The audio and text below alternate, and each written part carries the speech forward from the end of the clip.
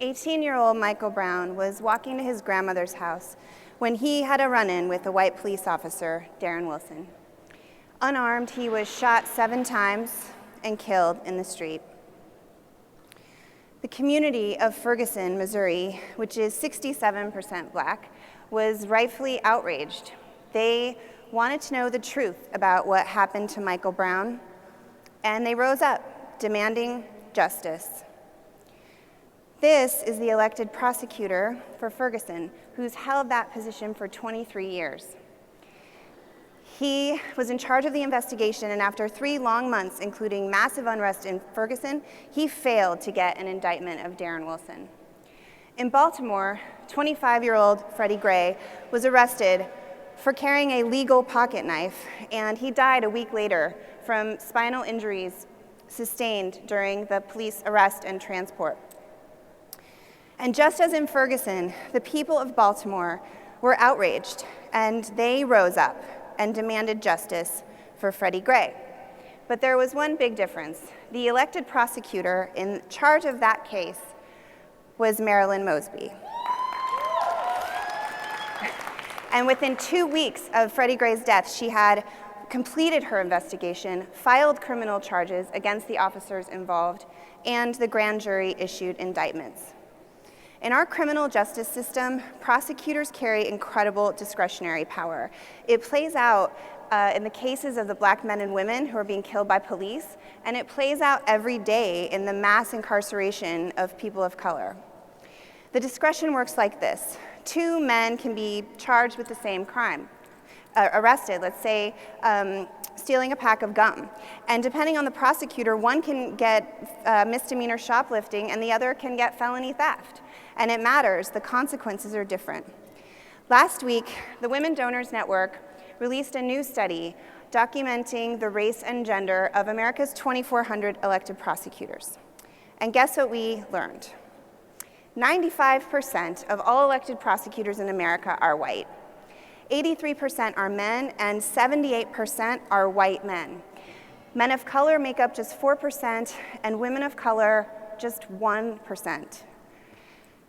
And here's something even more outrageous. 85% of elected prosecutors run for re-election unopposed. 85%. This is unchecked power in our criminal justice system. And fixing this imbalance is the goal of the Women Donors Network's Reflective Democracy campaign. We launched Who Leads Us to begin tracking, for the first time ever, the race and gender of our country's elected officials. The prosecutor data was a slice of this, an extreme example of a much larger problem that exists throughout our political system.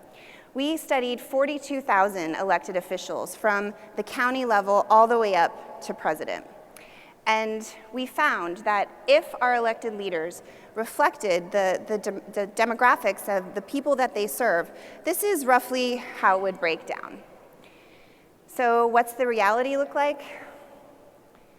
The reality is that women, who are half the population, only make up 29% of all elected office holders, and people of color, who will be a majority in this country by 2050, hold just 10% of elected offices in America.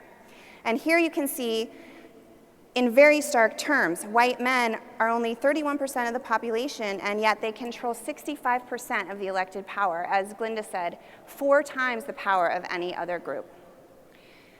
Why is it like this? Well, despite decades of great work training and recruiting diverse candidates, the fact is that the system itself blocks real change. So when we have had success, it's from hurling people over systemic barriers. Through the Reflective Democracy campaign, we've identified 4 barriers that we know we can change, that can empower a different kind of candidate, leaders who reflect and share a lived experience of the majority of the population. We must break these barriers down and right this immoral imbalance among prosecutors and all our elected officials. And this year, we're funding the Reflective Democracy Innovators, which are taking new approaches and developing model programs that can be tested and scaled. As voters, we have the power to change this. And what gives me hope is the growing strength of the organizing that is calling on all of us, and especially those seeking the highest office in the land, to stand up, to see and value Black lives, and to say her name. Thank you.